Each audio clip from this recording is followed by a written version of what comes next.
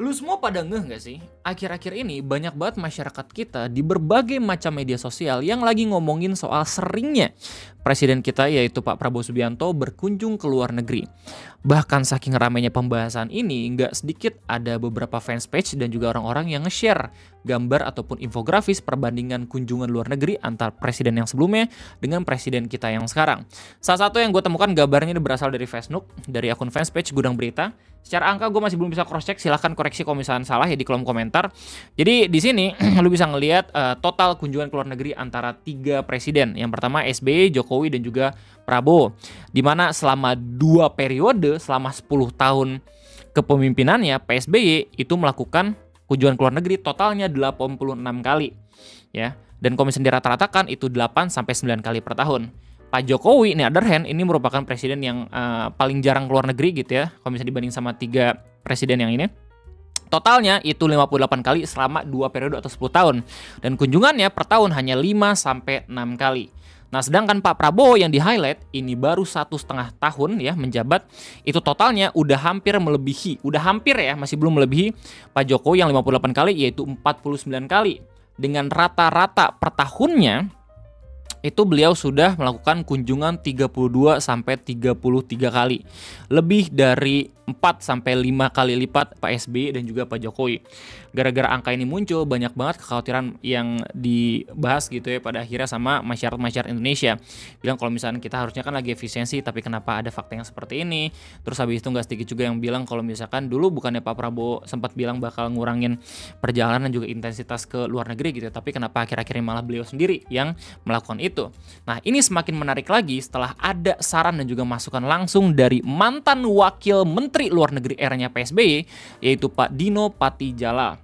Ya kalau misalnya lu semua nggak tahu beliau ini siapa, beliau ini merupakan salah satu perwakilan atau duta besar Indonesia yang termasuk berprestasi gitu ya, sampai bisa menjabat sebagai wakil menteri luar negeri. Dan lu bisa tahu kalau misalnya bahkan hanya dalam 3 bulan kepemimpinan wakil menterinya aja itu beliau udah bisa dapat beberapa penghargaan kayak misalkan bintang Mahaputra di Pradana, bintang Mahaputra Utama, bintang Jasa Utama, dan bahkan di luar negeri pun di Ukraine itu dapat Order of Merit third class. Ya, lu bisa baca sendiri bagaimana sepak terjangnya Pak Dino Patijala. Nah, beliau di tanggal 30 Mei 2026 memberikan masukan dan juga saran terkait bagaimana efektivitas ya, hubungan bilateral atau bagaimana caranya berdiplomasi tanpa mengeluarkan biaya yang besar gitu ya untuk presiden dan juga jajarannya di pemerintahan yang sekarang. Kita bakal nonton bareng-bareng karena ini semakin menarik lagi setelah di beberapa hari kemudian tanggal 1 Juni 2026 videonya Pak Dino Patijala itu langsung direspon sama sekretaris kabinet yaitu Pak Teddy.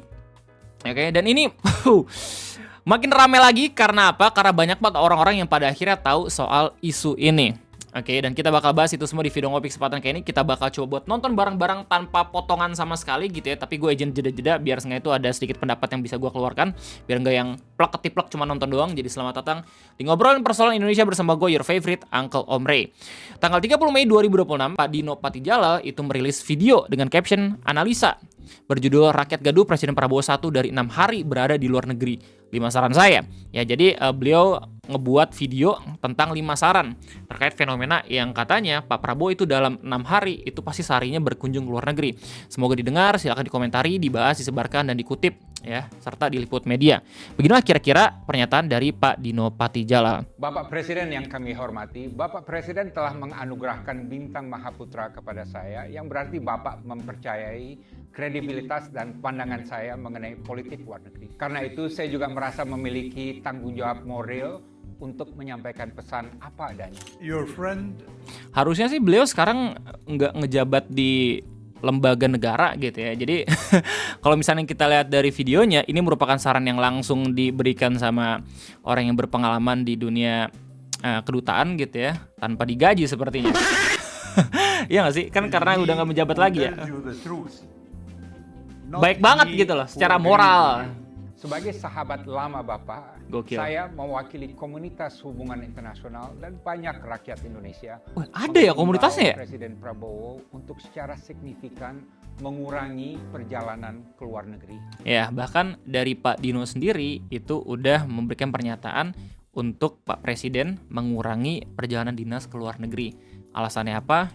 Kita bisa dengarkan. Dan tidak menganggap remeh jeritan publik mengenai hal ini. Dalam perhitungan Beliau kami, termasuk orang yang dari berani loh seluruh pemimpin dalam dunia, Presiden ngasih tahu Prabowo ini. telah menjadi kepala negara yang paling sering melakukan perjalanan ke luar negeri. Semenjak menjabat menjadi presiden, 1 dari 6 hari dihabiskan beliau di luar negeri. Dan tidak heran kalau ada yang beranggapan bahwa ini tidak lazim dan di luar batas kewajaran. Dan sangat tidak mungkin dalam 18 bulan ke depan Presiden Prabowo terus melakukan kunjungan internasional dalam frekuensi yang sama tinggi. Oke, jadi Pak Dino Patijalal itu mengklaim berdasarkan data kalau misalnya dalam 6 harinya Pak Presiden gitu ya, 1 harinya itu pasti ada di luar negeri.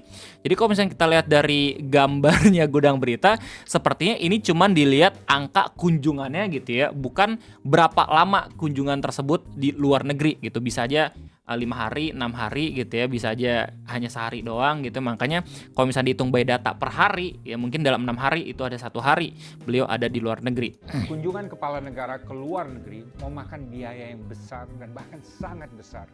Ini termasuk biaya rombongan tim pendahulu, biaya pesawat, biaya hotel, biaya logistik, biaya konsumsi, biaya protokoler dan pengamanan, biaya uang harian untuk seluruh delegasi dan perangkat pendamping, dan berbagai biaya lainnya. Satu perjalanan ke luar negeri bisa keluar puluhan bahkan ratusan miliar. Dan kita baru tahu akan itu semua ya. Karena itu saya ada 5 saran. Pertama, untuk menjaga komunikasi dengan pemimpin dunia lain, kami menyarankan Presiden Prabowo lebih mengandalkan video call atau Zoom call atau telepon. Pengalaman saya, Saran yang bagus. suatu kunjungan bilateral biasanya hanya berpusat pada satu pembicaraan yang berlangsung selama 1 jam atau paling banter 2 jam. Dan ini based on pengalamannya Pak Dino ya, selama menjabat jadi wakil menteri luar negeri zaman PSBY. Selebihnya basa-basi, jamuan, dan seremonial yang biasanya tidak perlu. Jadi dengan satu video call Yang bernilai 0 rupiah, negara praktis dapat menghemat ratusan miliar dari perjalanan ke luar negeri, dan hasilnya dari segi substansi juga kurang lebih sama. Aksi penghematan melalui Zoom call ini dapat menjawab persepsi sebagian masyarakat yang menganggap perjalanan presiden ke luar negeri cenderung boros dan bersifat jalan-jalan. Sebenarnya nggak yang 0 rupiah juga nggak sih? Soalnya Zoom call yang dipakai kayaknya nggak yang Zoom call gratisan ya Pak. Pasti Zoom call yang udah bener-bener terenkripsi dan orang-orang tahu kalau misalkan itu Zoom call bener-bener premium banget sampai nggak bisa di-spy sama negara-negara lain gitu. Tapi poinnya bener, kayak dibandingin sama kunjungan langsung ke luar negeri yang emang memakan biaya lebih tinggi gitu ya, Zoom call mungkin bisa jadi opsi. Sebagai contoh, Presiden Meksiko Claudia Sheinbaum sudah 17 kali menelpon Presiden Trump dan belum sekalipun melakukan pertemuan bilateral dengan Gua baru Presiden tahu ini. Trump.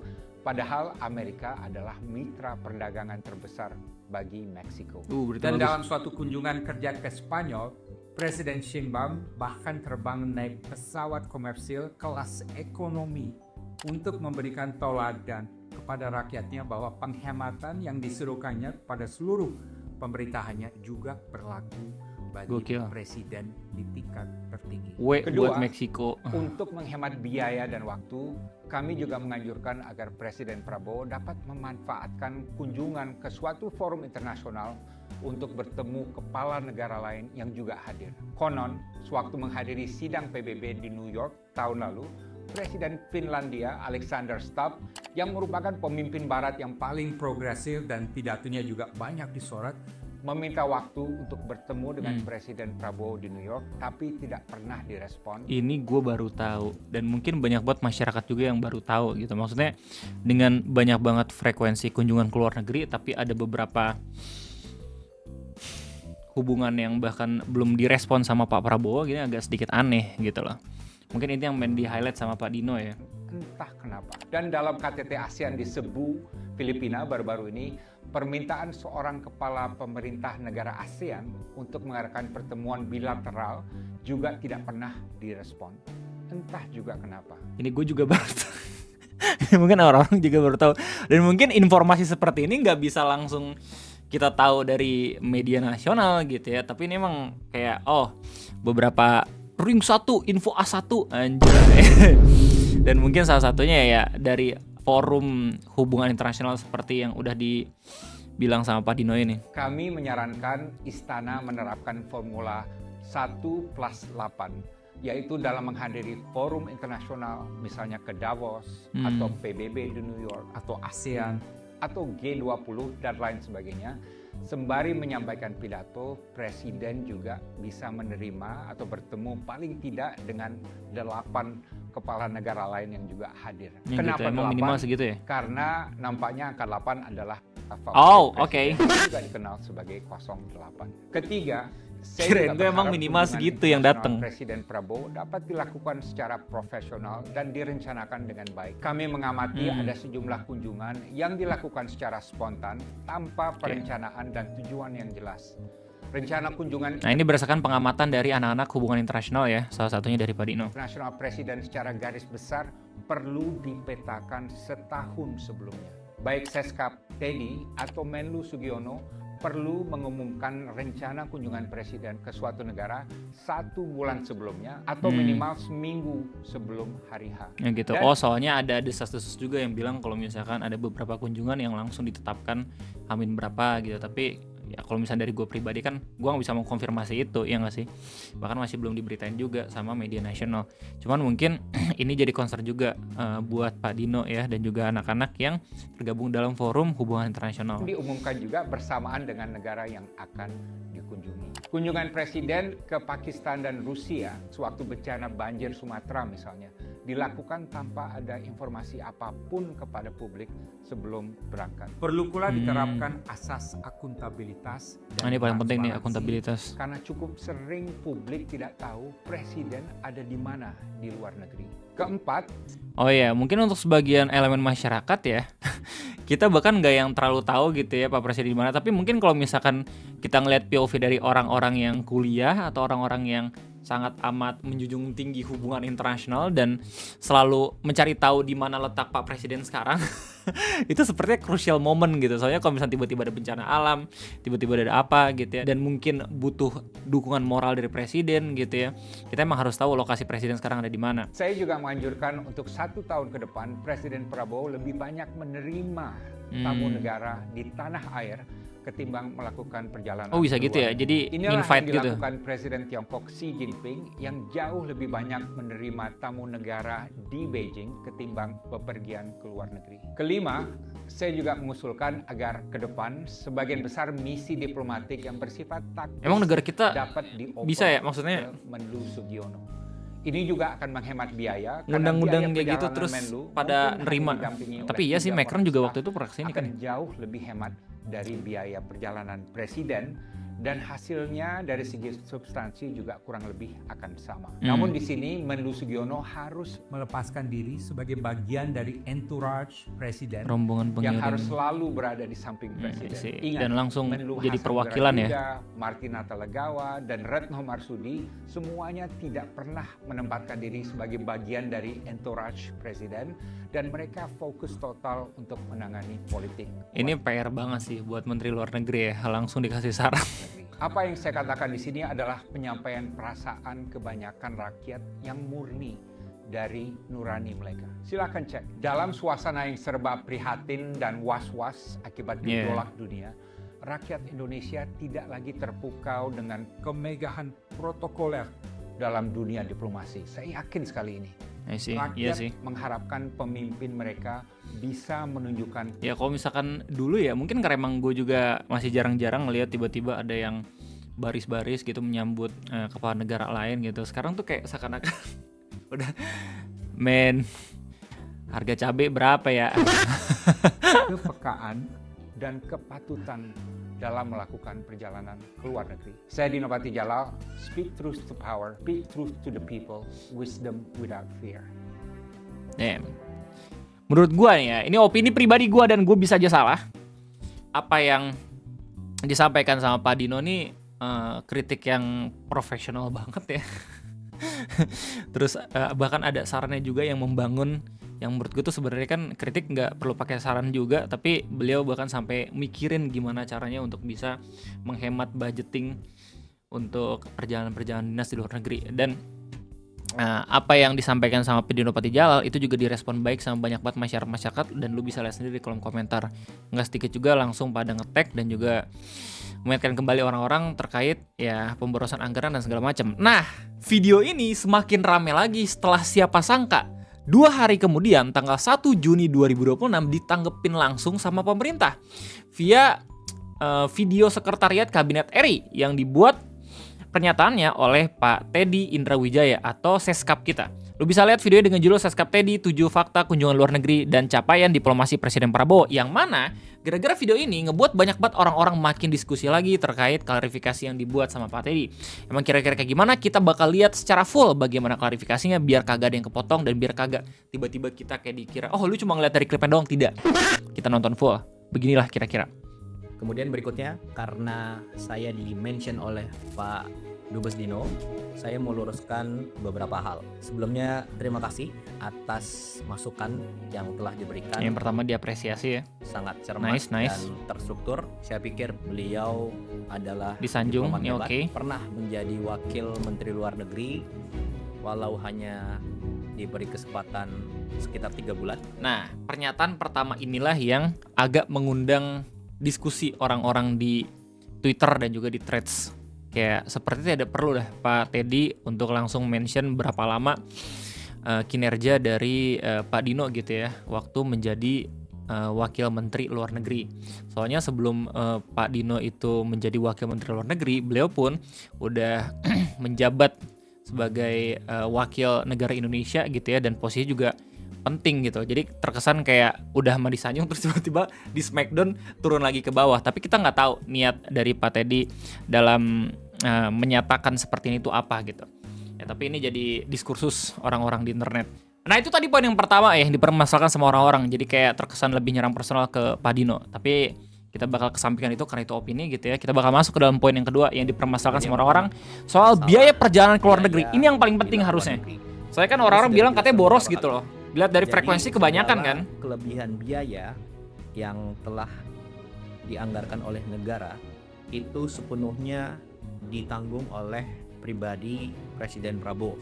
Jadi begitulah klarifikasinya ya, berdasarkan pernyataan dari Pak Teddy. Kalau misalkan ada biaya di luar kewajiban negara, katanya bakal ditanggung pribadi sama Pak Presiden.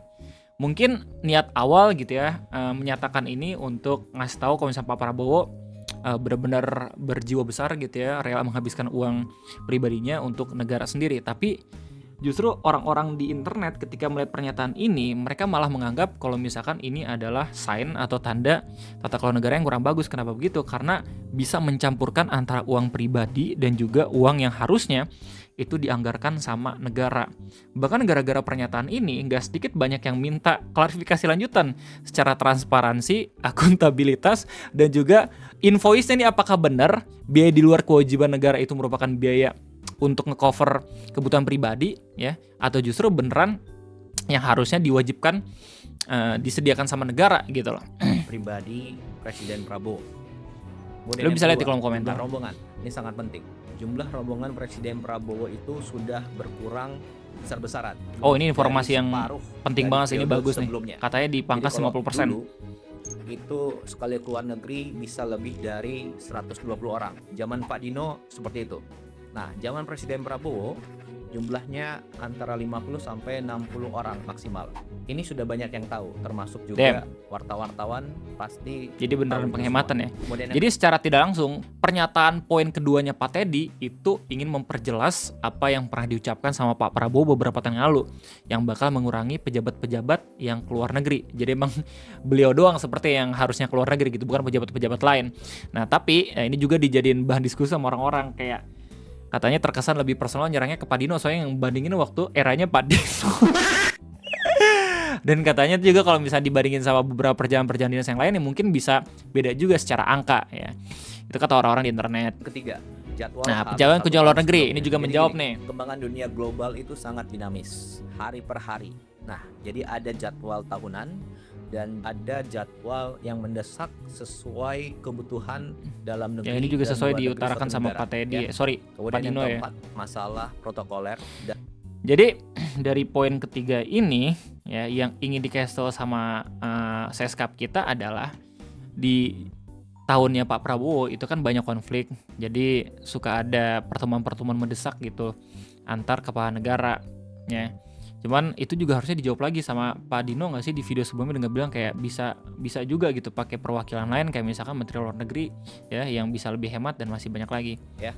Kemudian yang keempat, masalah protokoler dan frekuensi keluar negeri dalam 1,5 tahun terakhir. Jadi Presiden Prabowo itu adalah presiden baru yang mulai menjabat saat dunia sedang krisis. Ya, ini Sebelumnya ya ada alasan yang konflik sebenarnya ya. di Ukraina, ada di Venezuela, Tanya. kemudian sekarang ada di Iran dan Timur Tengah, itu terlibat Saudi, Qatar, Bahrain, UAE dan lain sebagainya ya. Jadi setiap pemimpin tentunya harus bangun hubungan yang dekat antar pemimpin dunia. Dan kita tidak bisa hanya mengandalkan saat krisis baru kita minta bantuan. Tidak, kita harus panen hubungan yang baik. Lalu bila suatu saat ada kondisi mendesak, kita bisa minta bantuan dan begitu pula sebaliknya. Nah, pernyataan Pak Teddy yang ini itu justru dipermasalahkan juga sama orang, banyak banget dipermasalahkannya anjir. Ya, sebenarnya masuk akal gitu karena emang lagi krisis dan Pak Presiden itu lebih sering banget buat kunjung luar negeri biar seenggaknya itu bisa langsung ketemu sama kepala negara dan hubungan diplomatisnya bisa lebih kuat lagi gitu ya. Tapi beberapa pernyataan juga saran yang diutarakan sama Pak Dino juga masuk akal. Plus apalagi waktu di tanggal 1 Juni 2026 Pak Prabowo sendiri itu lewat pidatonya bilang bangsa lain tidak akan kasihan jika kita sulit gitu loh. Jadi poinnya apa waktu Pak Teddy akhirnya klarifikasi kalau misalkan ketika Indonesia krisis kita juga harus bisa punya hubungan yang baik agar dikasih bantuan sama negara lain gitu loh. Oke. Untuk itu perlu kedekatan pribadi, kedekatan emosional antar pemimpin, baik Yang katanya secara butuh langsung, kenalan meliput lebih dekat media, lagi, guys. ataupun tertutup. Nah, itulah diplomasi. Jadi salah besar kalau dibilang hanya gagah-gagahan, seremonial. Jadi kita harus lihat apa yang sudah dicapai dalam 1,5 tahun terakhir ini. Yang pertama, Indonesia masuk BRICS. Manfaatnya apa? Ya sekarang ini di Oh my tengah God, BRICS. konflik krisis dunia, situasi negara terjamin. Stok BBM aman, harga BBM subsidi tidak naik, stok pangan aman. Kemudian yang kedua, tarif 0% di Uni Eropa. Ada 25 negara di situ. Dan ini perjanjian yang sudah diurus belasan tahun yang lalu. Tapi kapan tercapai? Ya zaman Presiden Prabowo, tepatnya tahun 2025 lalu. Kemudian yang ketiga, total investasi yang masuk dalam 1,5 tahun Ini menarik ini banget nih. adalah sekitar 2.430 triliun. Lu tau gak sih yang kentutnya apa ketika dikasih data ini di kolom komentar? Langsung pada ngebalas kayak, justru IHSG-nya tetap turun sampai sekarang Pak. Ini gimana tuh investasi? Ya kan pasti dilihat dari angka IHSG kan ya atau indeks gabungan saham gitu loh. Itu data dari BKPM. Kemudian contoh konkret lagi nih.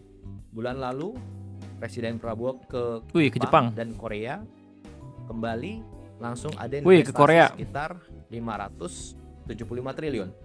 Kemudian yang keempat, sekarang kita punya alat pertahanan yang kuat sekarang ya, dan itu dari banyak sekali negara, Prancis, Amerika, Rusia, Ini China, kebetulan Inggris, Eropa, banyak negara. Ini kebetulan lewat banget di TL Twitter gua. Jadi ada satu akun namanya Jatosint yang dia ngekritisi pernyataan dari Pak Teddy terkait alat-alat tempur Indonesia yang katanya berhasil dicapai lewat era pemerintahnya Pak Prabowo. Claiming that this weapon system are considered evidence of Prabowo's diplomatic achievements over the past 1.5 years is simply inaccurate. The procurement of most of this platform was initiated long before he assumed the presidency. Rafale dibeli di tahun 2022, F-16 dibeli di 1980 dan 2013-an, Apache 2013-an, Sukhoi 2000-an awal. Garibaldi belum nyampe tanpa persenjataan dan harus undergo major modernization dulu. Jadi begitulah keterangan dari orang yang mungkin geek terkait senjata-senjata ya yang memang biasanya dibeli sama negara kita tercinta. Jadi ada beberapa keterangan-keterangan yang mungkin diklarifikasi ulang sama orang-orang yang secara data lebih mengerti. Kemudian yang kelima, program ibadah haji tahun 2025 lalu dan khususnya tahun ini itu lancar. Nyaris tidak ada kendala-kendala yang signifikan. Indonesia adalah negara satu-satunya yang punya perkampungan haji di Arab Saudi. Oh udah jadi? Dan Saudi sendiri Gokil juga. mengubah undang-undangnya agar suatu negara mempunyai lahan di situ untuk digunakan oleh jamaah haji. Kemudian yang Oke. keenam, Presiden Problem kita soal haji itu sebenarnya ya karena yang kemarin kena kasus korupsi juga nggak sih? Itu kentut banget coy.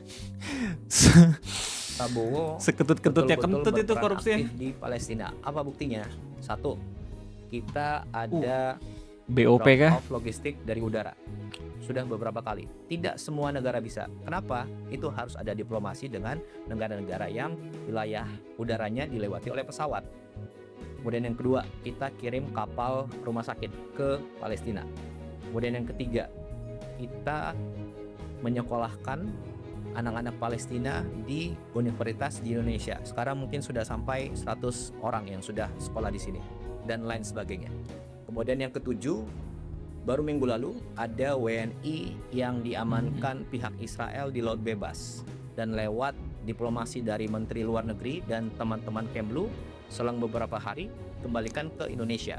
Jadi Oke, pernyataannya Pak Teddy yang ini pun dikritik juga ya sama orang-orang karena yang lebih banyak berjasa katanya negara Turki gitu loh dibanding Indonesia. Tapi ya lewat pernyataannya Pak Teddy ada ikut andil juga ya Indonesia ternyata. ini lewat diplomasi yang Kalau misalnya baik bisa nambahin konteks ya diberitakan silahkan ya. maupun Soalnya yang gue nggak yang tertutup terlalu gitu ya. ngikutin banget soal yang Dan ini. ingat, yang tadi saya sampaikan adalah hasil konkret nyata 1,5 tahun terakhir. Dan semua itu adalah diplomasi yang dilakukan oleh Presiden Prabowo lewat berbagai macam cara, baik yang dipublikasikan maupun tidak dipublikasikan. Karena yang terpenting bagi kami adalah hasil konkretnya. Itu yang kita utamakan. Kemudian terakhir, masalah pertemuan dengan kepala negara lain di event-event tertentu. Jadi gini, Itu bukan poin pertemuan 3 ya? Udah dikasih tau ya? dengan kepala negara lain di suatu event itu yang menentukan adalah Bapak Presiden dan juga saran dari Menteri Luar Negeri. Dan beliau-beliaulah yang mengetahui mana yang prioritas, mana pertemuan yang harus diutamakan, mana Oke. pertemuan yang bisa langsung ataupun cukup menggunakan telepon. Oh, ini klarifikasi dari informasi yang diberikan sama Pak Dino terkait ada beberapa kepala negara yang pengen menghubungi Indonesia tapi kagak dihubungin balik. Oh, jadi klarifikasinya ini dipilih-pilih katanya. Mana pertemuan yang perlu diberitakan, mana yang tidak diberitakan. Dan saya rasa semua diplomat hebat tahu itu. Jadi kurang elok rasanya kalau itu masih dipermasalahkan ya. Jadi ruang untuk setiap masukan tentu kita terima, tapi jangan sampai kita mengaburkan fakta tentang semua hasil yang telah kita capai. Saya rasa itu. Begitulah kira-kira klarifikasi dan juga pernyataan dari Pak Teddy terkait kunjungan luar negeri Pak Prabowo yang bukan terkesan lagi, emang udah lebih banyak secara rata-rata per tahunnya dibandingin presiden-presiden kita yang sebelumnya, plus menanggapi pernyataan dan juga kritik dan saran dari mantan Wakil Menteri Luar Negeri kita Pak Dino. If you look at the comment, justru orang-orang makin penasaran lagi terkait klarifikasi yang dilakuin sama Pak Teddy. Dari YouTube misalkan, lu bisa baca bareng-bareng nih, Ubang Audi, ya. Dia bahkan bilang kayak saya merasakan auranya tinggi sekali dan tidak enak mendengarnya dari pejabat tinggi negara, malah dipertanyakan kayak dari sikapnya gitu loh. Arkot Channel bilang, wah lu hanya diberi kesempatan 3 bulan nyinyir. Wisnu, kalau sumbang sapi pakai BBM jangan ke Perancis pakai uang. Nah ini yang di highlight sama banyak banget orang-orang. Terus habis itu di Twitter, bahkan mantan calon presiden Musnais itu buat pernyataan beberapa jam setelah klarifikasi Pak Teddy muncul.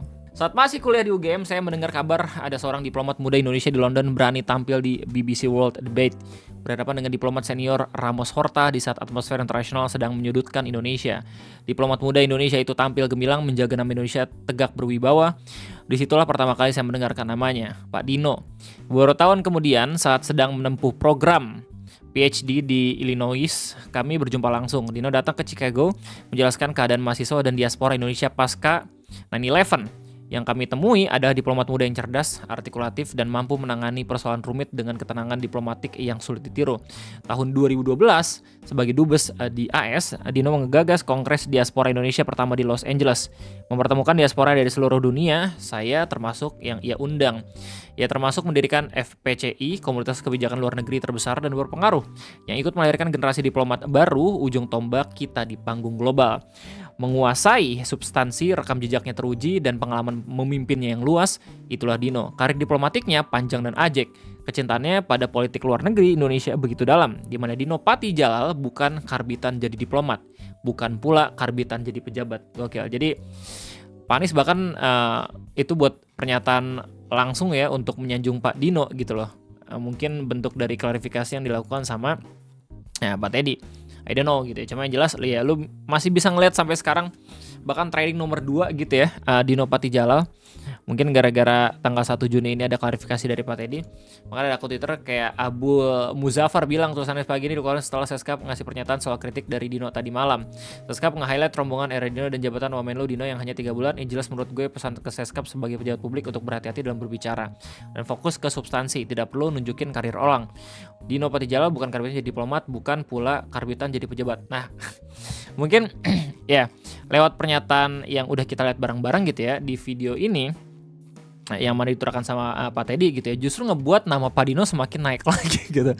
Orang-orang jadi tahu selain beliau menjadi mantan wakil menteri, ya beliau pun pernah menggagas beberapa ide-ide ya waktu menjabat di Kedutaan Besar Indonesia gitu ya, waktu zamannya Pak SBY. Nah, terus di Instagram pun ini udah rame lagi gitu ya dibahas. Nggak terlalu beda jauh ya premisnya, membandingkan antara kenapa uang kurban pakai APBN tapi waktu jalan-jalan pakai pribadi. Terus di Threads pun ini bahkan ada satu yang nge-repost ya akun namanya Dr. Yurika. Terus lu bisa lihat kolom komentarnya banyak juga yang mempermasalahkan dan juga mendiskusikan terkait bagaimana sikapnya Pak Teddy kayak gitu. Apapun itu adalah opini orang-orang ya, dan gue lihat hampir dari semua media sosial gitu, di Facebook ya, cakupan segala macam. Facebook lebih gila lagi anjing, komentarnya bener-bener wild banget, udah kayak hutan, gokil. Di Instagram itu juga nggak terlalu beda jauh, di Threads pun sama gitu, di Twitter itu kebanyakan justru malah minta klarifikasi lebih banyak terkait pernyataannya Pak Teddy. Jadi begitulah kira-kira drama kunjungan Presiden Prabowo yang terkesan lebih banyak dibanding presiden-presiden yang sebelumnya. Well, gue di sini cuma menyampaikan informasi doang terkait apapun yang gue utarakan. Itu cuma sekedar opini dan gue bisa aja pasti salah, tapi sangat amat menarik ketika gue ngelihat bagaimana pernyataan dan juga pendapat kalian di kolom komentar. Jadi kayaknya itu aja mungkin yang bisa gue sampaikan terkait informasi ini. Silahkan tulis segala macam unek-uneknya dan juga kritikannya di kolom komentar. Cukup sekian dari gue, terima kasih banyak. Sampai jumpa lagi di next video ngopi. Sampai jumpa.